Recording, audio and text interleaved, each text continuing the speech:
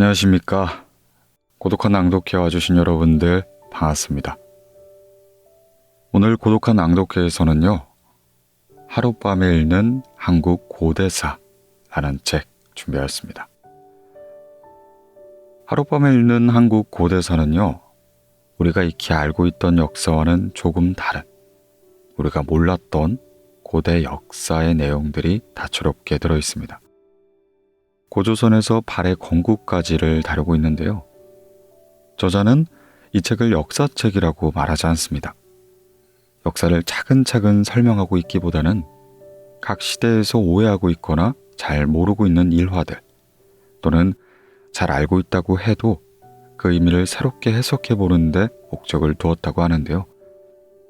고대사라는 것이 워낙에 오래된 과거의 역사이고 사료나 유적이 충분히 남아있지 않기 때문에 해석에 있어서는 오해 소지가 참 많고 연구하기 어려운 분야이죠.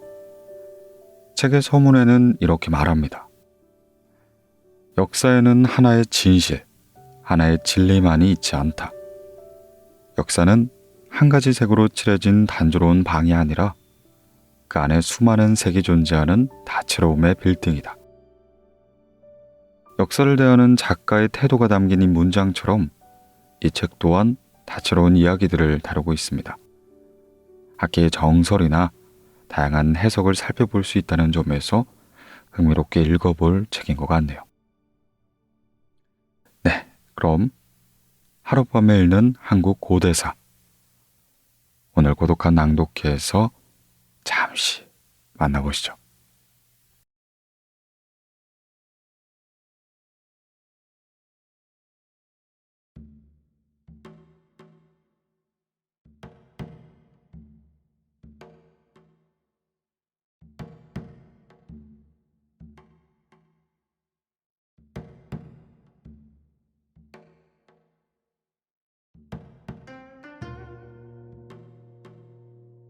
제1장 고조선. 고조선은 한반도 북부와 만주 일대에 있었던 고대 국가다. 오늘날 대한민국이 위치한 곳엔 진이라 불린 나라가 있었다. 하지만 이 진국에 대해선 알려진 기록이 거의 없다. 기록이 없으면 역사란 없는데 역사란 기록에 의해서 재구성되는 것이기 때문이다. 고조선의 경우에도 재구성을 위한 자료가 충분하다고 보긴 어렵다. 우선 고조선이 어디에서 어디까지를 통치한 나라였는지가 불분명하다. 몇 가지 단어로 유추할 수 있지만 많은 부분이 부정확하다. 그저 사료와 고조선을 대표할 수 있는 유물을 가지고 고조선의 영토를 가늠해 볼 수 있을 뿐이다. 또한 고조선의 수도는 왕검성으로 알려져 있지만 정확히 어디 있었는지는 알 수가 없다. 왕성을 증명할 고고학적인 증거가 나오지 않았기 때문이다. 이 때문에 많은 역사학자들은 고조선에 대해 여러 가지 추정을 하고 있다. 고조선을 건국한 단군에 대한 관심은 대한제국기 열강의 침략과 더불어 민족주의와 함께 크게 일어났다. 외세에 대항하기 위한 구심점으로 조선 사람들을 하나로 묶을 기제로 단군이 대두되었던 것이다. 단군을 신으로 섬기는 대종교가 발생했고 대종교인들은 독립운동에 앞장서 맹렬히 싸움을 전개했다. 오늘날 우리가 고조선이 세워진 날을 기념하는 개천절이란 국경일을 가진 것도 사실은 대종교인의 독립을 위한 희생을 기리는 측면이 크다 볼 수 있다. 고조선은 단군이 세운 고조선, 기자가 이어받은 기자조선, 위만이 찬탈한 위만조선 셋으로 나눠져 있다. 기자가 우리나라에 와서 세웠다는 전설은 사실이 아니라고 하여 오늘날엔 배우지 않고 있다. 다만 조선시대에는 기자라는 성인이 우리나라의 왕이 되었다는 사실을 자랑스러워했기 때문에 이를 내세웠던 것이다. 민족주의적인 관점에서 보면 외국 사람인 기자가 우리나라의 왕이 되었다는 걸 기분 나쁘게 볼 수 있겠지만 오늘날처럼 나라를 선택할 수 있는 세상에서 다른 나라 출신이라 해서 배척하는 것은 올바른 일이라 할 수 없을 것이다. 기자가 실제로 고조선에 왔을 가능성이 없기 때문에 기자조선은 옛날 사람들이 역사에 금치를 하기 위해 가져다 쓴 것이라고 말하는 것과 다른 나라 사람이 왕이 되었으니 그 나라의 식민지가 되었을 것이라고 생각하고는 부끄럽다 역사에서 삭제하는 것, 전혀 다른 행위라 할 수 있다. 역사란 있는 그대로의 사실을 바라보는 것이 가장 중요하다. 옛날 중국의 북부 지방을 다 점령했던 금나라는 시조가 신라에서 왔다고 이야기했는데 이런 이야기에는 으스케하면서 기자가 우리나라에 왔다는 이야기는 쉬쉬하는 건 앞뒤가 맞지 않는 일이다. 자, 지금부터 우리는 있는 그대로의 고조선에 대해 알아보도록 하자.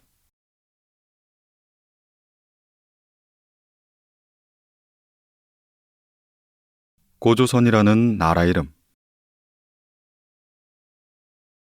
고조선은 우리나라에서 가장 오래된 나라다.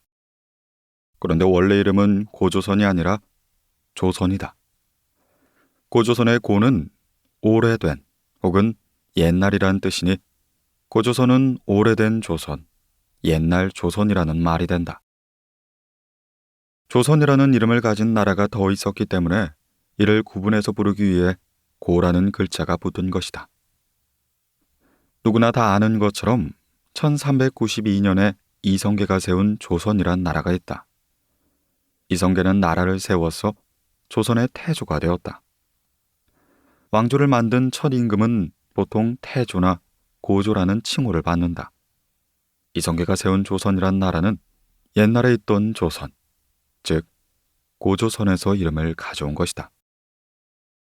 그런데 고조선은 조선이 세워지기도 전에 고조선이라고 불렀다. 이성계가 조선이란 나라를 세웠기 때문에 구분을 위해 고조선이라 부르기 시작한 것이 아니고 그 이전 고려시대에도 고조선은 고조선이라 불렀다. 당군의 조선과 이성계의 조선 말고도 다른 조선이 있었기 때문이다.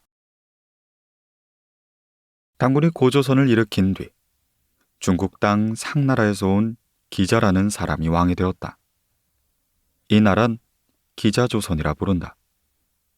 기자조선 다음에는 중국 땅 연나라에서 온 위만이 고조선의 왕이 되었다. 이때의 조선은 위만조선이라 부른다.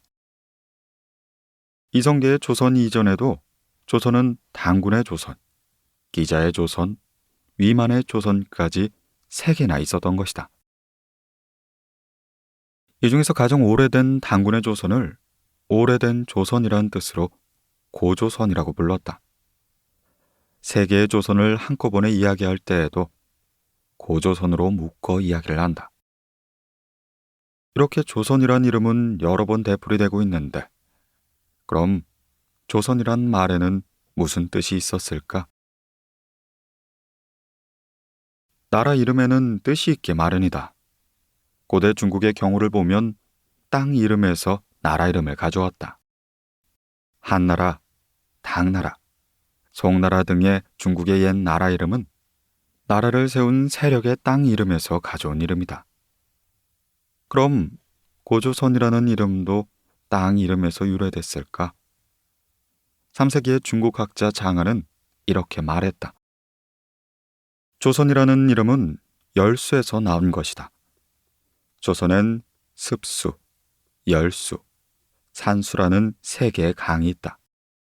그리고 이 강들이 합쳐져 열수가 되었다. 조선의 명칭은 아마 여기에서 나왔을 것이다. 습수, 열수, 산수는 발음이 조선과 그리 비슷해 보이지도 않는데 여기서 조선이란 이름이 나왔다고 하니 신기하게 느껴진다. 물을 뜻하는 한자 중에는 조처럼 조선의 조와 비슷한 것이 있다. 그리고 산수의 산은 한자의 선과 모양이 비슷하다. 이런 점을 착안해서 조선이라는 이름이 만들어졌다 생각한 모양이다. 그런데 전혀 다른 의견도 있다. 한자로 쓰이는 거라 한자대로 뜻을 풀어볼 수 있다. 조는 아침을 뜻하고 선은 곱다는 뜻이 있다. 합하면 고운 아침이라는 말이 된다. 옛날의 서양 사람들은 조선을 조용한 아침의 나라라고 풀어 부르기도 했다. 아침의 빛이 처음 비추는 곳이라는 뜻으로 보는 사람도 있고, 아침에 해가 밝고 선명하여 조선이란 이름을 썼다고 말하기도 한다. 조선시대 실학자 안정복이 쓴 역사책 동사 강목에서는 조선은 선비산의 동쪽에 있어 동쪽을 뜻하는 조를 쓰고 선비산의 선을 써 조선이란 이름을 지은 거라고 말하고 있다. 당군왕검이 서울로 삼았던 아사달이 조선의 원래 이름이라고 말하기도 한다. 아사는 아침의 옛말이라고 하는데 여기서 조선이란 말이 나왔다고 보는 것이다.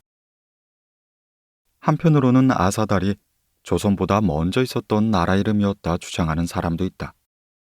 신라도 원래 신라의 서울이었던 설아볼 혹은 사로라는 이름에서 나라 이름을 만들었다. 마찬가지로 고조선도 원래는 아사달이라고 부르다가 조선이라는 나라가 이름을 만들었다고 생각하는 것이다. 처음 나라를 만들어 작은 나라였을 때는 아사달이라 부르다가 국가가 커진 다음에 조선이라는 이름을 가진 걸로 보는 거다. 이렇게 조선이란 나라 이름에는 많은 설명이 따라 붙어 있다. 이 중에서 어느 것이 맞는 것인진 아직까지 알 수 없는데 고조선은 너무 오래된 옛날에 만들어진 나라여서 오늘날의 그때의 사람들의 생각을 정확히 알 수가 없는 것이다. 그렇다면 고조선은 얼마나 옛날에 만들어진 나라였을까?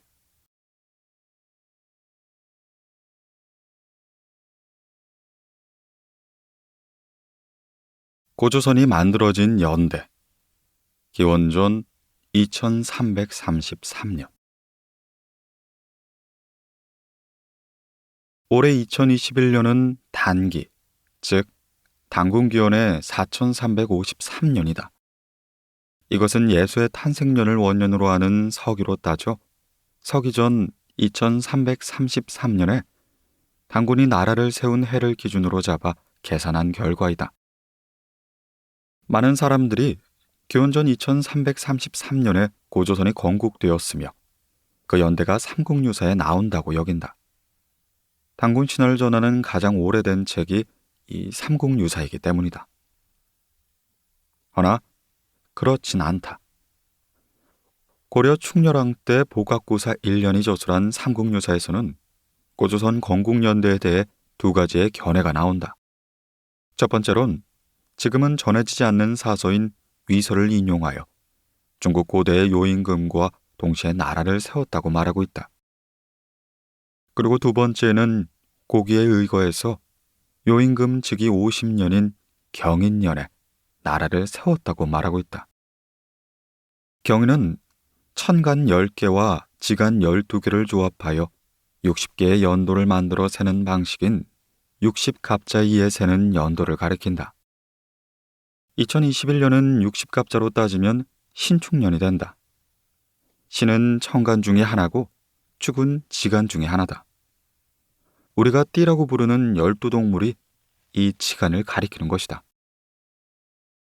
그런데 이련은 경인년에 고조선이 세워졌다는 것에 의문을 품고 주석을 붙여놓았다. 요임금 즉위 원년은 무진년이고 50년은 정사년이므로 경인년에 나라를 세웠다는 건 이상하다는 의견을 피력하고 있다. 요임금은 우리가 태평성대를 이야기할 때 요순시대라고 말하는 그 요를 가리킨다. 삼국유사만 보면 고조선이 중국의 전설상의 임금인 요임금 때 세워졌다는 점을 알 수 있지만 그때가 요임금과 동시대인지 그 50년 후인지는 정확히 알 수가 없다. 고기에 나오는 요임금 즉위 50년설, 즉 경인년설이 맞다 가정하면 요임금 즉위 원년은 무진년이 아니라 신축년이 되어버린다. 그렇기 때문에 이련도 의문을 품었던 것이다. 고조선 건국에 대해서는 또 하나의 사서가 전하는 기록이 있다. 고려 충렬왕 13년 때 나온 제왕웅기이다. 제왕웅기는 이승유가 지은 책으로 중국과 우리나라의 역사를 시로 풀어놓았다. 고조선이 건국한 때를 요임금과 같은 때인 무진년이라 적고 있다. 이승유도 위서의 설에 따라 요임금이 무진년에 나라를 세웠고 당군 역시 같은 때 나라를 세운 것으로 이해하고 있다. 어쨌거나 고조선이 건국한 해는 요임금이 나라를 세운 때로 기준을 잡고 있는 셈이다. 무진년 개국에 대한 내용은 고려 말 대학자 목은 이색의 목은집에서 볼 수 있다. 우리 동방이 당요 무진년에 나라를 세웠다 라고 적혀 있다. 조선 초에 편찬한 고려사에서도 우리나라는 요임금 때와 같이 세워졌다 라는 기록이 나온다. 조선 초 권근이 지은 양촌집이나 조선 왕실의 역사를 적은 용비어 천가에서도 당요 원년 무진년에 나라를 세웠다 라고 적혀 있다.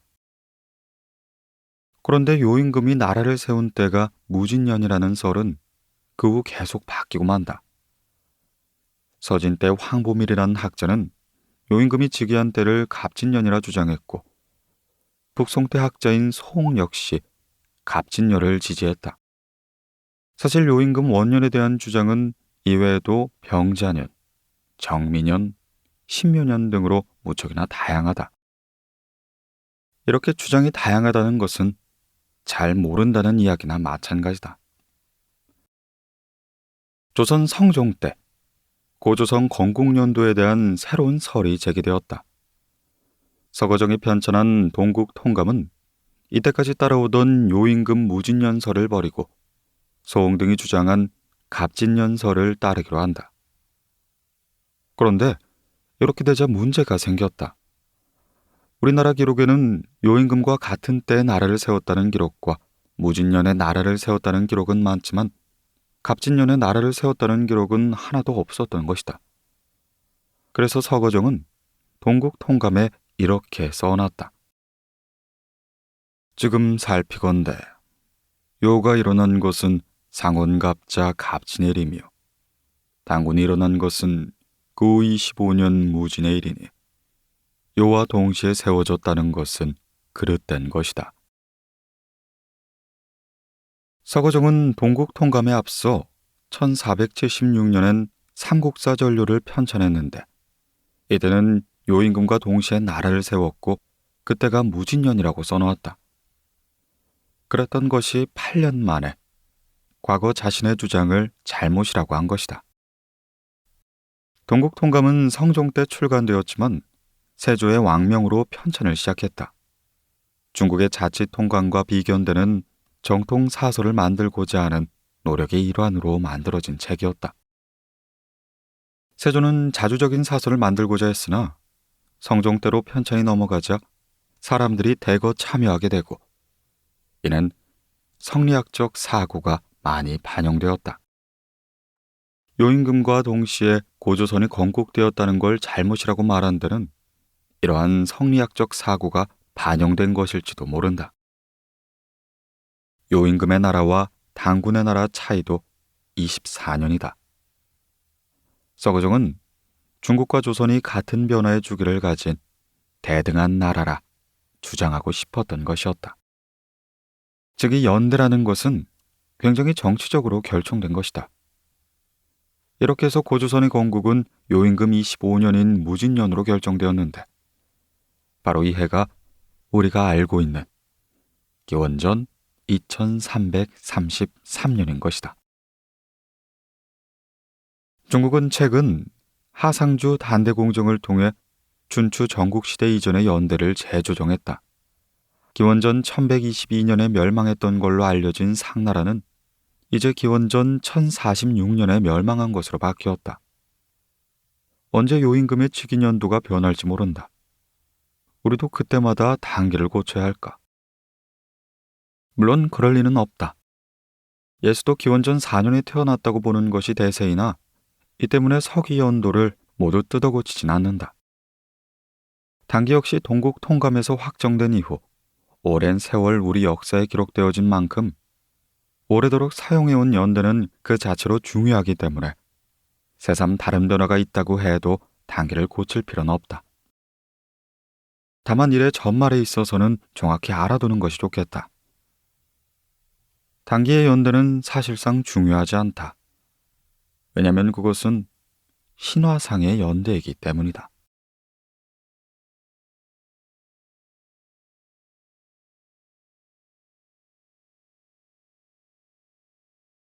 개천절이 두 가지 의미를 갖는 이유.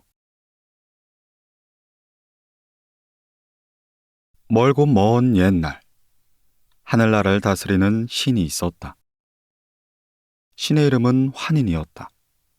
환인에겐 여러 명의 아들이 있었는데 그 중에서 환웅이라는 아들은 가장 골치 아픈 문제거리였다. 환웅은 평화롭고 아름다운 완벽한 하늘나라엔 관심이 없고 어지럽고 살기 힘든 부족한 것들이 투성인 곳에 흥미를 가지고 있었던 것이다. 바로 하늘 밑에 있는 지상의 세계였다. 그곳엔 사람들이 살고 있었다. 이들은 아직 문명이라고 말할 만한 것을 가지고 있지 못했기 때문에 그냥 무리지어 살고 있는 불쌍한 족속들이었다. 그런데 환웅은 그곳에 꽂혀버리고 말았다. 어느 날 환희는 환웅을 불러들였다. 요즘 하늘나라가 아닌 곳에 관심을 두고 있는 것 같은데 그게 사실이냐? 예, 인간들이 너무 비참하게 살아가고 있습니다. 소자는 그들을 도와주고 싶습니다. 인간 세상은 하늘나라와는 다르다. 그곳에는 공사를 지어 곡식을 길러야 먹고 살 수 있고 죽음이 세상을 지배한다. 또한 질병이 있어 알아누울 수가 있으며 재물과 목숨을 빼앗아가는 나쁜 사람들도 있는 곳이다. 근데 정녕 가고 싶은 곳이냐? 그렇기 때문에 더욱 가고 싶습니다. 인간들에게 농사를 짓는 법을 가르쳐주고 그들의 수명대로 살 수 있게 해주고 병을 고치는 의술을 전해주는 것, 또한 잘못된 일을 해서는 안 된다는 점을 꼭 깨우쳐주고 싶습니다. 그렇게 해서 널리 사람을 이롭게 하겠습니다. 환웅의 결심에 환인도 더는 말리지 않았다. 환인은 신의 눈으로 세계를 두루 살펴보았다. 그리고 그 중에서도 아시아의 동쪽 끝에 주목을 한 것이다. 저곳으로 가거라. 저기선 네 뜻을 펼치거라. 환인은 아들 환웅에게 신비로운 힘을 가진 천부인 세 개를 주었다. 이 신비한 물건이 무엇인진 아무도 모른다. 학자들은 하늘의 힘을 가진 도장이거나 신분을 증명하는 표식이라 생각한다. 일제강점기 때 최남선은 방울과 거울, 칼이란 주장도 했다. 이 천부인은 하늘을 대신해 하늘의 명령을 수행하는 관리가 받는 증표라 생각할 수 있다. 인간 세상을 다스리는 권리가 천부인을 통해 환웅에게 주어진 셈이다. 환희는 환웅에게 신비한 힘을 지닌 신하도 3명이나 붙여주었다. 바람을 다스리는 풍백, 비를 다스리는 우사, 구름을 다스리는 운사라는 신하였다. 환웅이 내려온 곳은 태백이란 이름이 붙은 산의 정상이었다. 그곳엔 커다란 나무 하나가 있었는데 그 나무를 신단수라 불렀다. 뜻이야말로 신에게 제사를 지내는 나무란 뜻이다. 이때의 제사가 하늘과 인간 세상을 연결하는 통로가 된다. 그런데 이 신단수의 단이라는 한자가 2가지로 나타난다. 제단을 뜻하는 단으로 쓰이기도 하고 박달나무를 뜻하는 단으로 쓰이기도 한다. 단군이라 할 때 박달나무 단을 사용하기 때문에 박달나무라는 한자에 익숙한 사람들이 많다. 그런데 박달나무는 수명도 짧고 생긴 것도 못난 나무이다. 하필이면 왜 이런 나무에 하늘의 신이 내려왔을까? 어쩌면 제사를 지내는 나무는 위풍당당한 떡갈나무나 느티나무였는데 실수로 박달나무를 뜻하는 한자를 적었는지 모른다.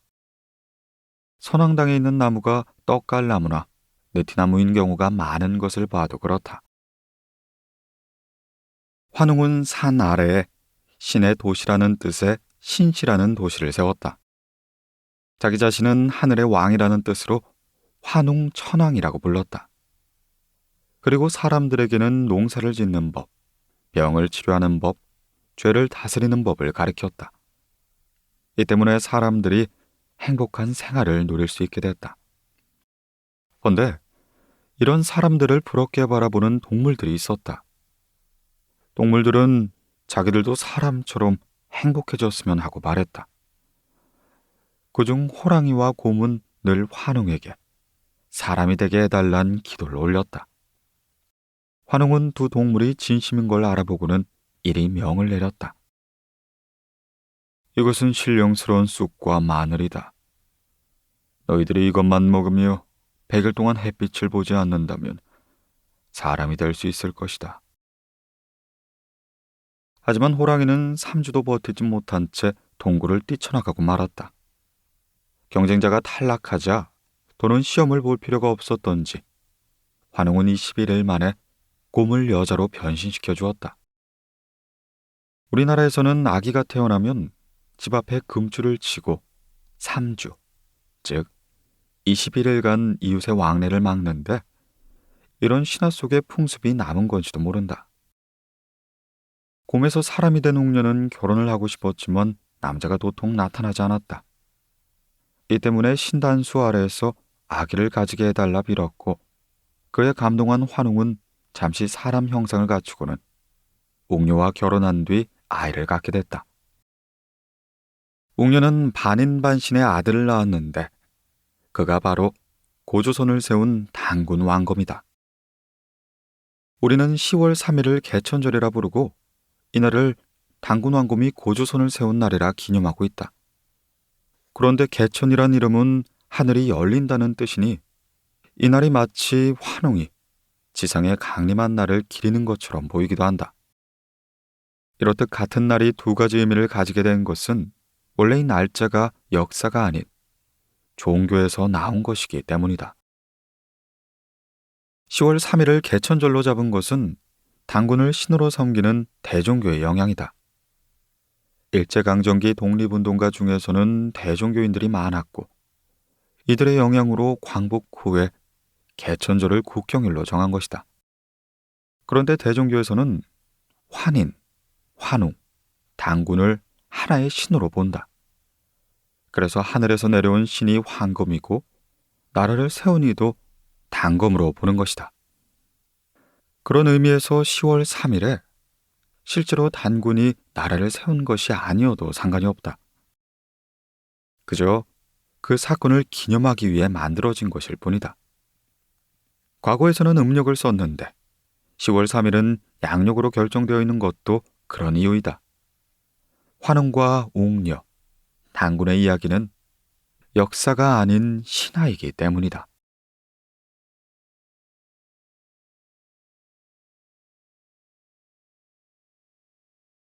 역병을 내리는 조선시대 단군. 때는 조선 세종 19년 겨울, 황해도에 전염병이 돌기 시작했다. 황해도 감사는 문제의 심각성을 깨닫고 조정에 도움을 요청했다.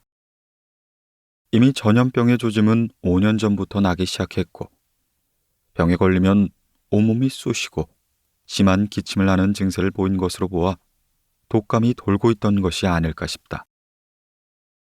실록에 나타난 병명은 노체, 골증, 전광, 해수, 건습 등이었는데 노체, 해수는 기침 등 호흡기와 관련된 병증이고 골증, 건습은 관절염 등에 해당하며 전광은 미쳐버리는 것을 가리킨다. 조정에서는 전의부정 김여생을 내려보냈다. 황해도의 의원 5과 함께 치료에 나섰지만 전염병이 잡히질 않았다. 해를 넘어 3월이 되자 조정은 새로운 방법을 시도했다. 바로 제사를 지내는 것이었다. 무당이 구슬하는 것이나 유생들이 제사를 지내는 것이나 그 근본 정신은 똑같다 볼 수 있다. 이 시대만 해도 전염병, 즉 역병이 도는 것은 귀신들이 노하기 때문이라 생각했다. 유교에서는 제사밥을 먹지 못하게 된 귀신들이 성을 내어 역병을 일으킨다 보기 때문에 이런 귀신들에게 제사를 올려 제사밥을 먹게 해준 것이다. 그 제사를 여제라 부른다. 질병은 황해도에서 시작하여 재령, 신천, 문화, 장현 등지로 퍼져나갔다. 조정에서는 제문을 지어 내려보냈다. 제문과 풍성한 제물도 받았으니 귀신들이 감동하여 역병이 그쳤을까. 천만에. 이 역병은 계속 기승을 부려 다음에도 잡히지 않았다. 조정에서는 황해도로 약을 지어 보내기까지 했다. 이때의 기록을 보면 병이 시작된 황주가 제일 환자가 많아 171인, 봉산에 14인, 장현에 29인, 재령에 24인으로 총 238인의 병자로 나타났다. 또한 이 해는 큰 흉년이 들어 구호도 시급한 문제였다. 일이 이렇게 커지니 책임을 덮어씌울 무언가가 필요했다. 여제 정도로는 양을 채울 수 없는 더 높고 힘센 존재가 필요했던 것이다. 그 대상으로 떠오른 이가 바로 당군이었다. 당시 집현전 학사였던 이 선제가 당직을 서고 있을 때 마침 황해도 봉산군 서리 오성우도 그 자리에 있었다. 이 선제는 황해도에서 발발한 역병의 원인이 무엇이냐고 물었는데 뜻밖의 대답을 듣게 되었다. 문화현에 있던 당군의 사당을 평양으로 옮긴 후에 역병이 발발했습니다. 아니, 그게 무슨 말이오? 자세히 한번 말해보시오. 당군의 사당을 평양으로 옮긴 뒤에 괴이한 기운이 뭉치어 마치 귀신 모양 같은 것이 있었습니다. 밤에는 검은 기운이 진을 이루고 행동하는 소리가 들렸지요. 한 사람이 바라보고 놀라자 그것은 몸을 감추었습니다. 그것이 참말이요? 예, 마을 사람들이 일컫기를 이 병이 구월산 상간에서 발생하여 점차 문화, 장현, 재령, 신천으로 퍼져나갔다고 합니다. 구월산에서요? 예, 구월산 중턱에 신당 하나가 있는데 언제 창건하였는지는 알 수 없으나 북쪽 벽에 단웅 천왕이 있고 동쪽 벽엔 단잉 천왕이 있었으며 서쪽 벽엔 당군 천왕이 있었는데 고을 사람들은 삼성당이라 칭하고 그 산 아래 사람이 사는 곳 또한 성당리라 칭합니다. 당의 안팎에서는 까마까치가 길들이지 않고 고라니와 사슴도 들어오지 않지요. 당군이 이사달 산에 들어가 신이 되었는데 이 산 아래 삼성당에 지금도 남아있으니 그 자체를 볼 수 있을 것입니다.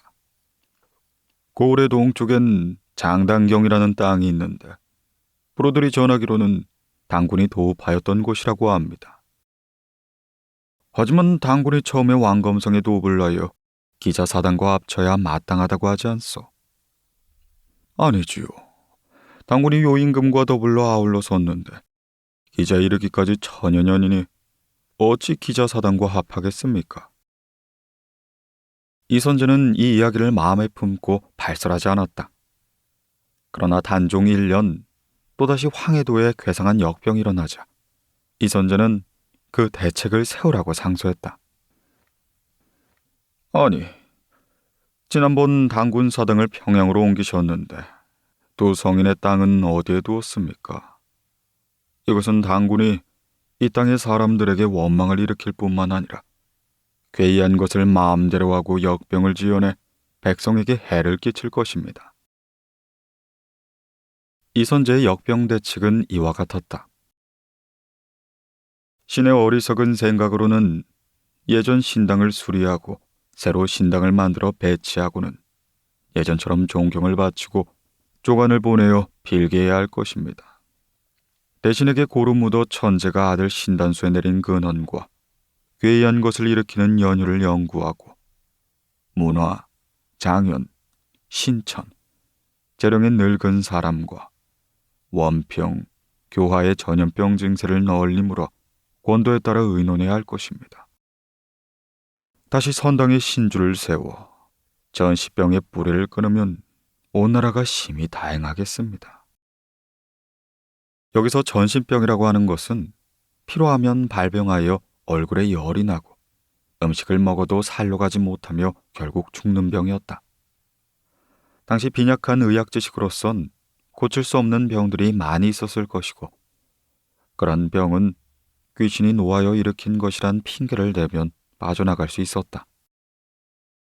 조정이 이선제의 상소를 받아들여 신상을 다시 만들었는지 어쨌는지는 알 수가 없지만, 조선시대에 와서 당군은 완전히 신격화가 되어 역병을 내릴 수 있는 무서운 존재가 되었다는 점은 알 수가 있을 것이다.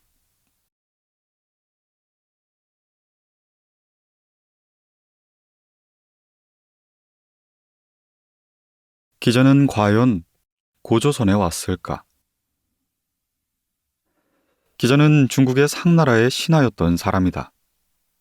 상나라 28대 왕 문정의 아들이고 29대 왕 제을의 아우이며 상나라 마지막 왕인 주왕의 숙부이다. 기자는 상나라의 사면 중의 하나였다. 기자라 불리는 이유는 기라는 지방의 땅을 받은 자작이기 때문이다. 그의 성은 자, 이름은 수유 또는 서여이다. 주왕이 폭정을 일삼자 사면인 모두 주왕에게 충언을 올렸으나 받아들여지지 않았다. 결국 비가는 살해되고 미자는 도망치고 기자는 감금되었다. 그러다 서쪽에 있던 주나라가 엉망이 된 상나라에 쳐들어와 상나라를 멸망시켰다. 이에 기자는 옥에 풀려나 주나라 무왕에게 정치의 도리에 대한 가르침을 주었다. 다만 주나라에서 벼슬한 건 사양한 채 자신을 따르는 사람들과 함께 북쪽으로 옮겨갔다. 그런데 이때 기자가 조선에 왔다는 이야기가 있다. 중국 쪽 기록에만 있는 것이 아니라 우리나라 삼국유사와 제왕운기 등에도 그렇게 나온다. 삼국유사에서는 주나라 무왕이 기자를 조선에 봉하자 당군이 장단경이란 곳으로 옮겨갔다 나중에 아사달로 돌아온 뒤에 산신이 되었다고 전한다. 제왕운기에서는 기자가 후조선의 시조로 상나라가 멸망한 뒤에 조선으로 도망쳐와 나라를 세웠다고 말하고 있다. 삼국시대부터 고려, 조선에 이르기까지 기자가 조선의 왕이 된 것은 자랑거리였다. 중국을 중화라고 부르는데 그에 빗대어 고려와 조선은 스스로 소중화라 불렀다. 다만 근대로 돌아오며 민족주의를 받아들이게 되자 기자는 한국사에서 배척되기 시작했다. 신채호는 독사실론, 조선 상고사에서 기자가 상나라에서 건너와 당군의 신하가 되었다고 적고 있다. 기자가 조선에 봉해졌다는 내용은 중국의 춘추 전국시대 문헌엔 보이지 않는다. 기자조선에 대한 이야기는 한나라 때 처음 나타난 것이다. 흥미로운 점은 유만조선의 역사와 멸망에 대해 상세히 다룬 사마천의 사기에도 고조선과 기자를 연결시키는 내용은 전혀 나오지 않는 것이다. 그렇다면 과연 언제 기자가 조선에 왔다는 이야기가 만들어진 것일까? 이와 관련해서 역사학자 김남중의 견해를 소개해본다. 전국 7홍 중 하나였던 연나라가 왕을 칭하자 조선우도 왕을 칭하고 연나라를 쳐 주나라를 받들고자 했다. 원래 왕이라는 칭호는 주나라의 지배자만 사용할 수 있는 것인데 전국시대에 들어가면서 각 나라의 지배자들이 각자 왕을 칭하기 시작한 것이다. 이에 연나라는 다른 나라보다 다소 늦게 왕을 칭했는데 이때 고조선의 지배자 역시 왕을 자칭했던 것이다. 고조선의 대부 예는 양국 간에 일어날 전쟁을 막고자 고조선의 왕을 설득한 뒤 연나라의 사신으로 갔다. 그러면서 고조선이 왕을 칭할 수 있는 근거로 고조선의 왕실은 기자의 후손이라는 말을 덧붙였을 수가 있다. 기자는 상나라의 사면이고 상이 멸망했을 때 주무왕에게 홍범주구를 가르친 스승이기도 했다. 그런 사람의 후예라면 왕을 칭할 자격이 있다고 볼 수 있다. 이후 기자를 조상으로 생각한 고조선인들이 많이 늘어났다 볼 수 있다. 유만조선이 멸망 후 고조선의 본거지는 낙랑군에 설치되었는데 이 낙랑군 출신의 묘지명이 중국 낙양에서 발견된 바가 있다. 여기서 낙랑 왕씨의 조상을 기자라 얘기하고 있다. 하지만 이후 오랫동안 고조선에 대한 기록은 중국 쪽에서도 보이지 않는다. 중국이 외국에 대한 관심이 그리 높지 않았기 때문이다. 고조선에는 나라를 다스리는 법이 있었다고 한다. 8조 법금이라 부르는 이 법은 지금은 3가지만 전해지고 있다. 사람을 죽인 자는 즉시 사형에 처한다. 사람을 다치게 한 자는 곡식을 내놓는다. 도둑질한 자는 노비로 삼는다. 만일 배상하고자 한다면 50만 전을 내놓는다. 이 8조 법금과 같은 것은 기자가 만들었다고 전해지는데 이미 살펴본 바와 같이 이것은 기자에게 이런 훌륭한 일을 했다는 포장을 씌우고자 했던 것이다. 이 기록을 보면 고조선 사회에는 주인과 노비라는 신분 질서가 있었다는 걸 알 수 있다. 고조선에 대한 중국 쪽 기록은 기원전 4세기에 다시 나타난다. 이때 중국은 여러 개의 나라가 갈라져 한참을 다투고 있었다. 이 시기를 전국시대라 부른다. 전국시대는 중국의 각국이 서로 왕을 칭하며 전쟁을 벌였던 시기로 기원전 403년에 시작되어 기원전 221년에 끝이 난다. 전국시대의 국가 중에는 지금 중국의 수도인 베이징을 중심으로 하는 나라가 있었는데 연나라라고 했다. 이 연나라는 요동 요서 지방과 닿아 있었는데 이는 고조선하고 제일 가까운 곳에 있던 나라였다. 전국시대 국가 중에는 제일 서쪽에 있던 진나라가 제일 강력했다. 그래서 다른 나라들은 진나라를 어떻게 막을 수 있을까를 매우 고민했다고 한다. 그때 소진이라는 사람이 등장하여 아주 독특한 방법을 제안했다. 진나라 이외의 모든 나라가 동맹을 맺어 진나라를 막자는 주장이었다. 소진은 각 나라를 돌아다니면서 이 동맹을 실제로 성공시켰다. 이 뛰어난 책략가인 소진이 연나라를 다스리던 문후를 만나 연나라의 주변 상황을 얘기했는데 이때 고조선이 등장한다. 소진은 연나라의 동쪽엔 조선 요동이 있다는 말을 했다. 조선 요동이라는 말은 요동에 조선이 있다는 뜻일 수도 있고 그냥 연나라 동쪽에 있는 두 지방을 언급한 거일 수도 있다. 어쨌거나 조선은 연나라에서 그리 멀지 않은 곳에 있었을 것이 분명했다. 연나라 입장에서 신경 써야 하는 국가로 고조선이 등장한 것, 그들만큼 큰 나라를 이룩했다는 증거가 된다. 그리고 이로부터 멀지 않은 때, 고조선과 연나라 사이엔 중대한 사건이 벌어진다.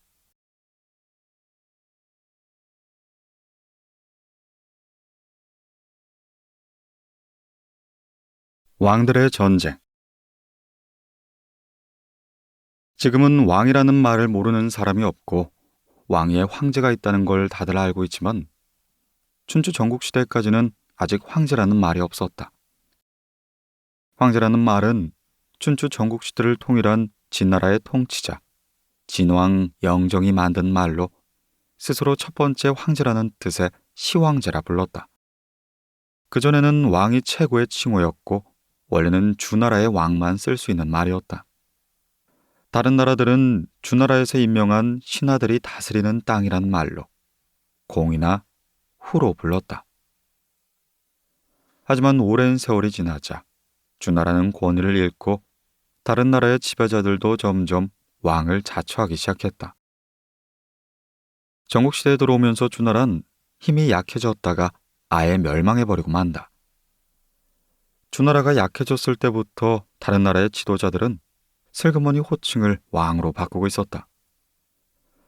고조선의 지배자 또한 왕이란 말을 쓰지 않았다. 단군의 칭호는 왕검이었다. 신라의 경우도 이사금, 마립강 같은 호칭으로 지배자를 불렀다. 고조선 부근의 나라들도 청곤이라든가 거수와 같은 호칭을 사용했다. 고조선의 지배자는 조선후로 알려져 있다. 헌데 옆나라인 연나라에서 왕을 칭하기 시작했다. 연나라 역공은 제10년이 되던 해에 왕으로 자신의 지위를 높였다. 역공이 역왕이 된 것이다. 이때가 기원전 323년인데, 그러니까 고조선이 왕으로 자신을 높인 것도 이 이유라고 생각할 수 있다. 왕을 칭한 것은 나라의 힘이 그만큼 자신이 있었기 때문이었다. 연나라는 고조선을 침공할 계획을 세웠다. 허나 고조선 또한 앉아서 당할 상황은 아니었다. 고조선 또한 연나라를 침공할 계획을 세우기 시작했다. 연나라 침공 계획을 세운 고조선의 왕 이름은 안타깝게도 전해지지 않지만, 고조선은 이때에 이르러 중국의 국가와 맞설 수 있을 만큼 크게 성장한 셈이었다. 그런데 고조선이 연나라에게 침공할 때 내건 명분이 꽤나 재미가 있다.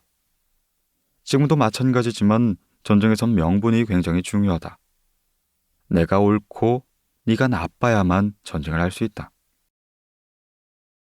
당시에 고조선은 연나라가 나쁘기 때문에 쳐들어갈 것이라 주장했다.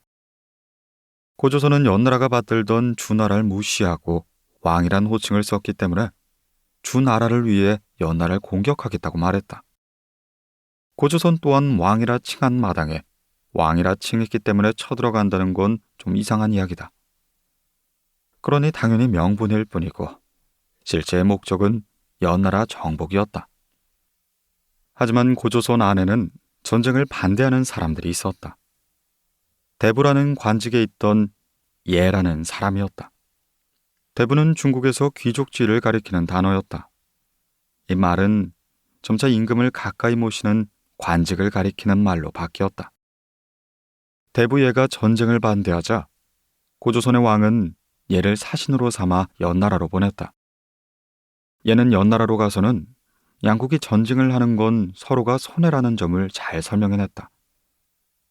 연나라 또한 고조선이 전쟁을 대비하고 있다는 사실에 매우 놀랐을 것이다. 상대가 대비하고 있는데 싸우는 건 그리 좋은 선택이 아니었으므로 연나라는 전쟁을 포기하고 만다. 하지만 평화는 오래가지 못했다. 고조선의 사정 때문이 아니라 연나라의 사정 때문이었다. 연나라에서 처음으로 왕을 칭한 여광이 왕위에 오른 지 2년 만에 죽자 그 아들이 왕위에 올랐다. 그가 나라를 잘 다스리지 못하자 나라 안에 큰 내란이 일어나고 만다.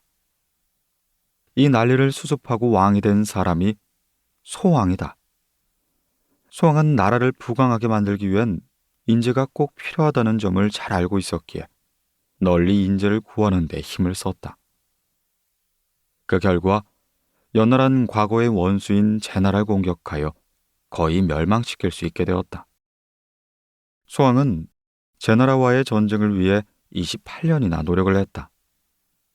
소왕이 인재를 구하기 위해 신하에게 어떻게 하면 좋으냐고 물어보자 신하는 이런 이야기를 해주었다. 옛날에 어떤 임금이 있었습니다. 전령을 신하에게 주고 천리마를 사오라고 했습니다. 신하가 천리마가 있다는 곳에 도착했는데 천리마는 이미 죽고 없었습니다. 신하는 죽은 천리마를 500냥을 주고 사왔습니다. 임금은 아무 쓸모가 없는 죽은 말을 500냥이나 주고 사왔다며 마구마구 화를 냈습니다. 그때 신하는 태연하게 말했습니다. 죽은 말도 500냥에 산다고 소문을 냈습니다. 곧 전리마는 스스로 찾아올 것입니다. 신하의 말처럼 1년도 가기 전에 전리마를 팔겠다고 온 사람이 셋이나 되었습니다.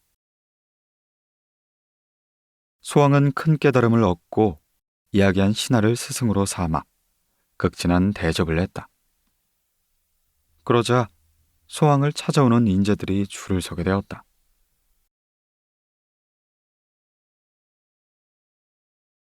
고조선, 진시황의 진나라와 만나다. 전국시대가 끝나갈 즈음 중국은 진나라에 의해 통일의 길로 가기 시작했다. 이 전쟁은 매우 잔인하고 힘들게 진행되었고 많은 중국 사람들은 난리를 피해 고향을 떠나기 시작했다. 그리고 그들 중에 많은 사람들이 고조선으로 도망쳐왔다. 중국을 통일한 뒤에 진나라 왕은 자신의 호칭을 황제라 하며 시왕이라 부르게 했다. 바로 진시황이 등장한 것이다. 중국을 통일한 진시황은 북방의 위협에 대비하기로 했다. 중국 북방엔 유목민들이 살고 있었는데 이 시기엔 흉노라고 불렀다. 흉노족은 양과 소를 기르며 초원을 따라 이동하며 살았는데 거친 자연 환경 속에서 가축을 지켜야 하는 흉노족은 말을 잘 타고 활도 잘 쏘았다. 양치기면서 동시에 무시무시한 전사였던 셈이다. 이들은 초원을 따라 이동하기 때문에 딱히 자기네 영토라는 걸 가지고 있지 않았지만 활동 범위가 아주 넓었다. 진시황은 흉노가 중국 땅에 들어오지 못하도록 장성을 쌓았다. 이것이 그 유명한 만리장성이다. 진시황은 기존에 만들어진 장벽을 활용하여 추가로 더 많은 중축을 통해 중국의 북방 전체를 봉쇄하고자 했다. 만리장성을 쌓는 일을 맡은 사람은 진시황의 장군 몽염이었다. 몽염은 진시황이 중국을 통일할 때 큰 공을 세웠고 그 후 흉노와 싸워서도 승리를 거둔 바가 있었다. 이 몽염이 요동 앞까지 나타났을 때가 기원전 215년이었다. 이때 고조선엔 부라는 왕이 즉위를 했다. 부왕은 몽염이 왜 요동에 나타나는지 의심했다. 몽염은 전국시대 때 막강했던 제나라를 멸망시킨 장군이고 30만 대군을 이끌고 흉노를 물리친 장군이었다. 단지 장성을 쌓는 일 때문에 중국에서 그 먼 요동까지 왔다는 것이 믿어지지 않은 것이다. 이에 부왕은 신하들을 불러놓고 대책을 논의했다. 진나라의 몽염이 요동에 와 있다. 그자가 불시에 우리나라를 습격하지 않을까 내 심히 걱정이 되는구나. 이에 신하들도 같은 의견이었다. 과거에 연나라와 화친을 맺었다가 불시에 진계가 쳐들어와 많은 영토를 잃은 바가 있습니다. 조속히 대비를 하셔야 합니다. 그럼 어찌하는 게 좋겠느냐? 부왕의 질문에 답변은 없었다. 진나라의 사신을 보내 먼저 몸을 굽히도록 하는 게 어떻느냐? 아니되옵니다. 신하들이 반대를 했다. 진나라는 그러면 임금이 직접 들어와 인사를 하라고 할 겁니다. 어찌 그런 일을 당하겠습니까? 안 가면 되는 것이 아니냐. 꼭 내가 직접 가서 인사를 올릴 필요는 없다. 하지만 인사를 가지 않으면 진나라가 화를 낼 것입니다. 화를 내면 어쩌겠느냐. 그것은 죽을 죄가 아니다. 그런 명분으로서 전쟁을 일으키진 못할 것이야. 부왕은 이렇게 먼저 손을 써 진나라를 섬기겠다고 말했다. 하지만 부왕 자신이 직접 들어가 신하의 나라가 되었다고 말하진 않았다. 진나라는 속았다는 걸 알았을 것 같지만 그땐 진나라 내부 사정 때문에 고조선에 신경을 쓸 수가 없었다. 당시의 진나라에서는 지나치게 가혹한 통치 때문에 많은 사람들이 달아나고 있었다. 영원히 살 것처럼 권세를 떨치던 진시황도 사람이었기 때문에 결국은 죽고 말았고 그동안 진시황의 위세에 눌려 살던 사람들도 이제 꿈틀거리기 시작한 것이다. 더구나 진시황의 뒤를 이어 제2에 오른 2세 황제는 바보로 유명했다. 진시황에게는 똑똑한 첫째 아들이 있었는데 간신들이 음모를 꾸며 죽게 만들고는 바보인 둘째 아들을 황제로 삼은 것이다. 이때 진나라의 명장이었던 몽염 역시 모함에 걸려 죽고 말았다. 이렇듯 훌륭한 장군들도 죽고 나라를 이끌 똑똑한 지도자도 없는 진나라는 금방 반란에 휩싸이고 만다. 이때부터 한동안 중국은 큰 전쟁에 휩싸이게 된다. 오래 싸우던 중국은 유방의 한나라와 항우의 초나라로 정리가 되었다. 최종적으로 한나라가 승리하게 되는데 이때가 기원전 202년이었다. 이런 난리통 속에 백성들은 죽을 맛이었다. 진시황 중국 통일전쟁으로부터 한나라의 중국 통일전쟁까지 약 70년이란 시간 동안 중국은 조용할 일이 없었다. 그리고 이런 난리를 피해 또 한 번 많은 사람들이 고조선으로 달아난 것이다. 이 중국의 혼란을 고조선은 가만히 지켜보고 있지 않았다. 고조선은 한나라의 혼란기를 틈타 잃어버린 땅을 되찾으려 한 것이다. 고조선이 요동지방으로 쳐들어갔을 때 한나라는 고조선과 싸울 정신이 없었다. 결국 고조선은 요동지방의 땅을 되찾는 데 성공한다.